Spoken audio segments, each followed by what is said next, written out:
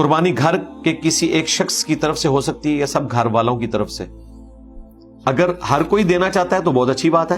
ویسے اگر گھر کا سربراہ ایک فیملی کا ہیڈ دے دے تو سب کی طرف سے ادا ہو جائے گی. سنن ابن ماجہ میں واضح حدیث موجود ہے، اس کے اوپر میرا کلپ ہے، وہ میرا خیال ہے 2 ملین سے زیادہ لوگ دیکھ چکے ہیں. ایک خاندان ایک قربانی. باقاعدہ وہ صحابی کہتے ہیں کہ ہم نبی اسلام کے زمانے میں ایک خاندان کی طرف سے ایک ہی بکرا قربان کیا کرتے تھے، لیکن بعد میں پھر دیکھا دیکھی جب لوگوں نے ایک سے زیادہ قربانیاں شروع کی تو اب ہمیں بھی اپنی ناک اونچی کرنے کے لیے کہ باقی رشتہ داروں نے 2 قربانیاں دی ہیں تو ہم بھی ایک سے زیادہ دیتے ہیں، ورنہ مشروع ایک ہی ہے. زیادہ بھی آپ دے سکتے ہیں. نبی اسلام نے حجۃ الوداع کے موقع پر 100 اونٹ قربان کیے ہیں، 63 اپنے مبارک ہاتھوں سے، صحیح مسلم میں آتا ہے، اور بقیہ کے 37 سیدنا علی نے نہر کیے.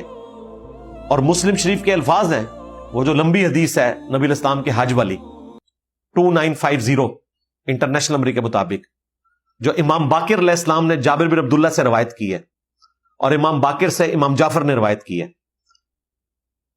اس میں اینڈ پہ آتا ہے کہ وہ 100 کے 100 اونٹ جو نہر کیے گئے تھے، ہر اونٹ سے ایک بوٹی لی گئی اور ایک بڑی دیگ تیار ہوئی.